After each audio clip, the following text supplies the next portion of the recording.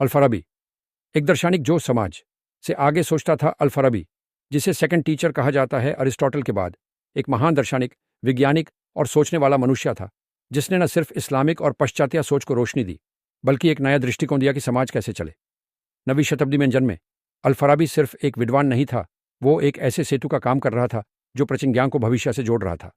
सबसे बड़ी उपलब्धि, एक आदर्श शहर का सपना। जब दुनिया राजनीति और साम्राज्यों की रणनीति से भरी हुई थी, तब अल-फराबी ने एक ऐसी चीज के बारे में सोचा जो उनके समय के लिए एक विकल्प था, एक ऐसा समाज जो ज्ञान और सद्गुणों पर चलता हो, न कि शक्ति और धन पर।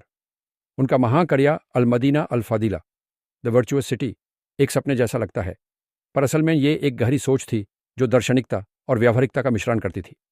प्लाटो के रिपब्लिक की तरह, जिसमें एक कठोर राजनीतिक व्यवस्था थी, अल-फराबी का नगर एक बुद्धिमान समाज थे, जिसमें शासक एक रज्या के मालिक नहीं बल्कि ज्ञान के मार्गदर्शक होते। उन्होंने समाज को विभिन्न प्रकारों में बांटा: सद्गुणायुक्त नगर, वर्चुअस सिटी; मूर्ख नगर, इग्नोरेंट सिटी; दुष्ट नगर, विकेट सिटी; और भूल भटक गया नगर, एरेंट सिटी। उनके मुताबिक सिर्फ सद्गुणायुक्त नगर ही वो जगह हो सकती थी जहां व्यक्ति सच्ची खुशी पा सकता है, क्योंकि वह आत्मा और बुद्धि के विकास पर आधारित होता है।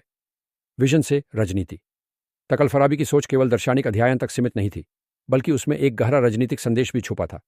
जब इस्लामिक जगत धर्म और राजनीति के संघर्षों से गुजर रहा था, तब उनकी किताबें एक नए तरीके का संकेत दे रही थी, एक ऐसे शासन का जो शक्ति पर नहीं बल्कि ज्ञान और विवेक पर आधारित हो। इसका मतलब था कि जो राजा या नेता है, उसका सबसे बड़ा योगदान युद्ध जीतना नहीं, बल्कि समाज को ज्ञान की दिशा में आगे बढ़ाना है। ये सोच तभी नहीं, आज भी एक क्रांति से कम नहीं। आज भी दुनिया में अधिकांश देश शक्ति और धन का पूजन करते हैं, पर अल-फराबी का सपना इससे बिल्कुल अलग था।